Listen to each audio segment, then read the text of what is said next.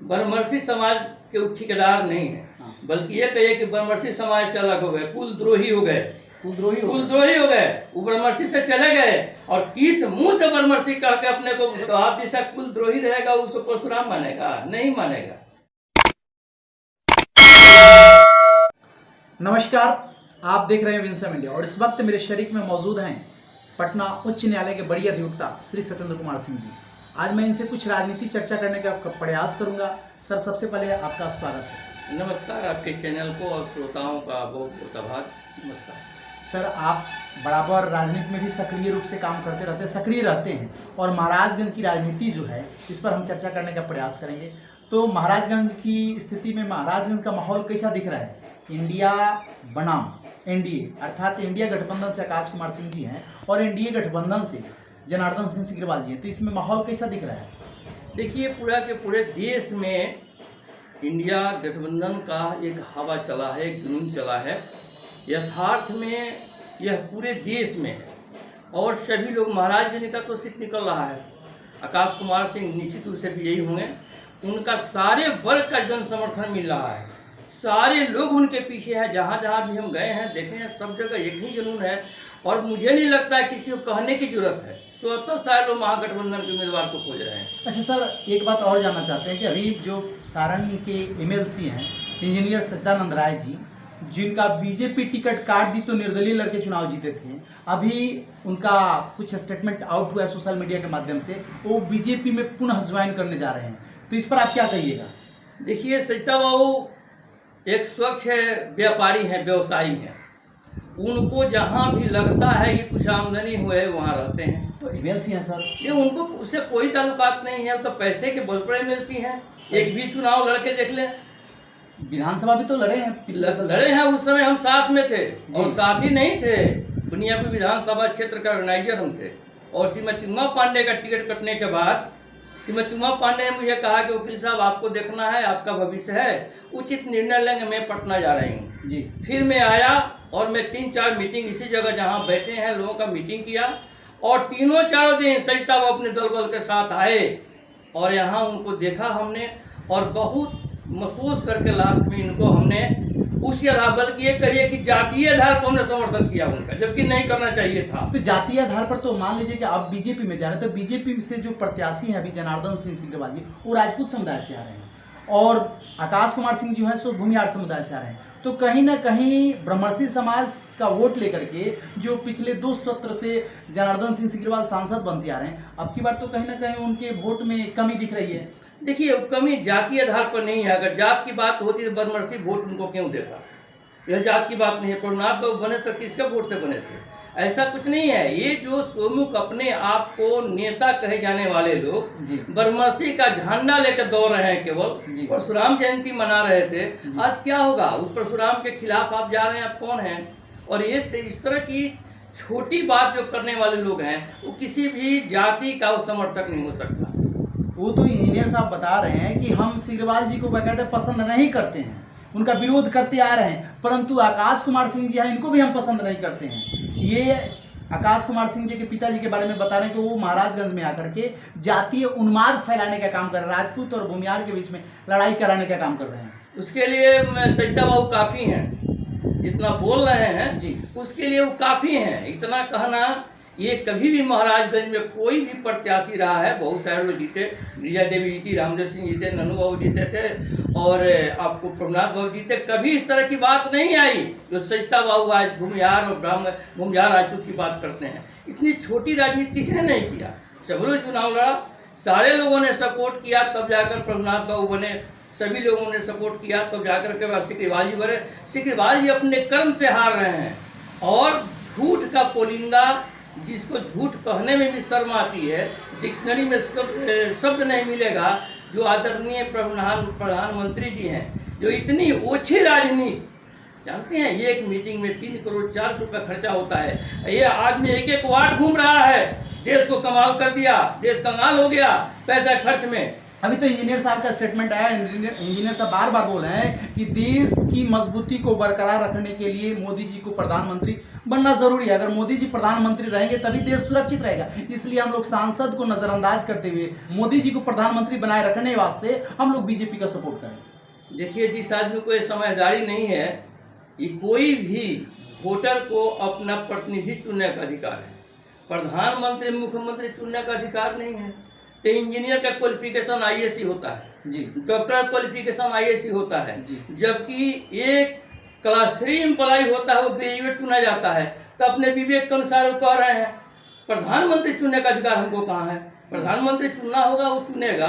हम एक प्रतिनिधि चुन सकते हैं। अब आदमी कहता है प्रधानमंत्री को देखिए, तो जिसकी सोच जैसी होगी, सवाल उठता है कि बीजेपी की बात, ये सारे पार्टी में घूम चुके हैं, कहाँ ही नहीं गए हैं, किसके दरवाजे पर नहीं गए हैं, किसी ने तरजीह दिया क्या इनको?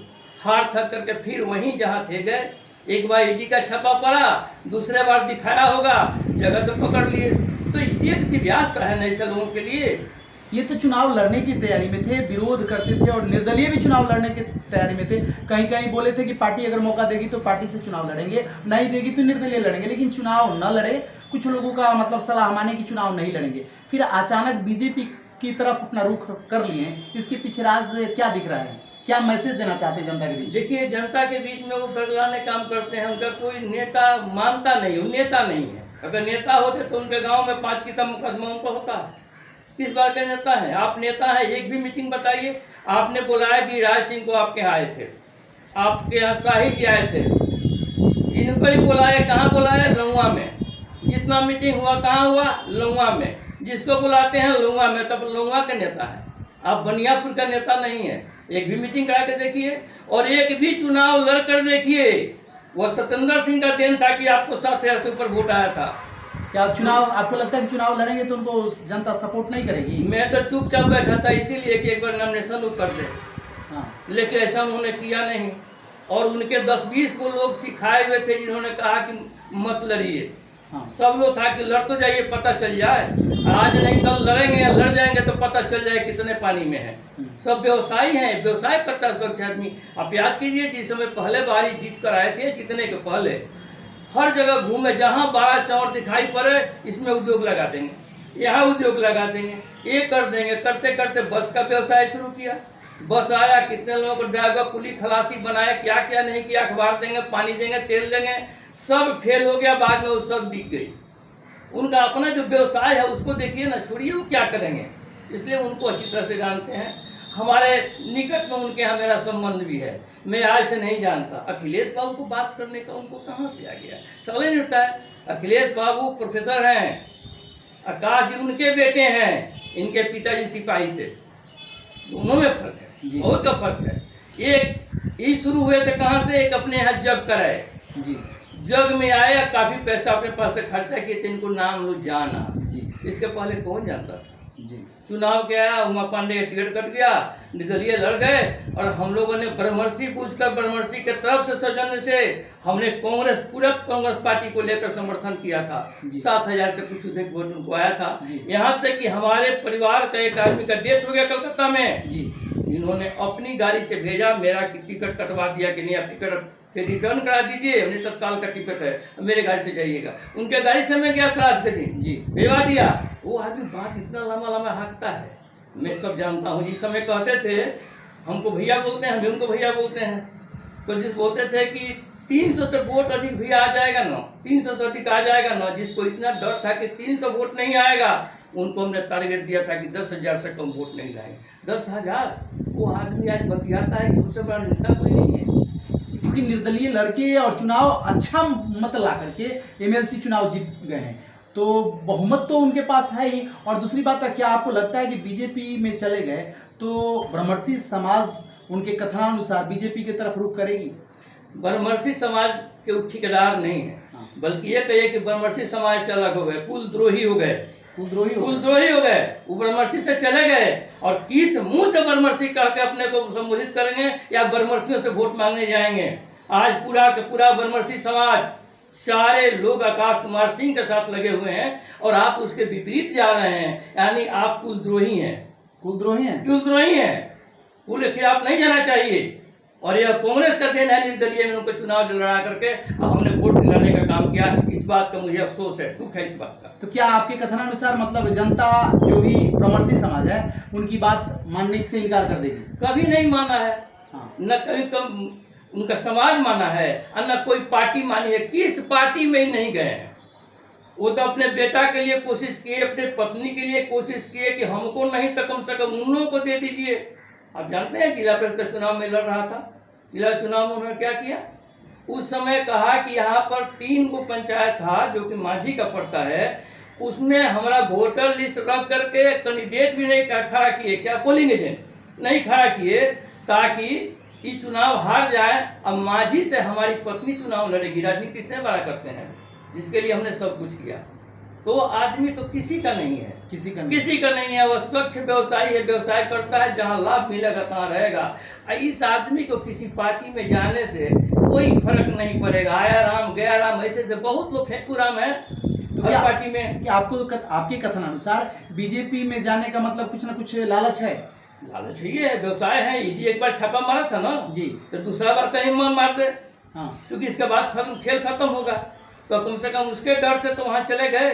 तो जिनके पास नहीं है, तो ईडी के एक ऐसी हाथी है, मस्तान हाथी, जिसको हैंडल करते हैं अमित शाह जी और नरेंद्र मोदी जी। तो उस डर से भागे हुए हैं। एक बार दौड़ी छापा पड़ चुका है जी, तो पड़ा हुआ है, तो भागे चले गए हैं।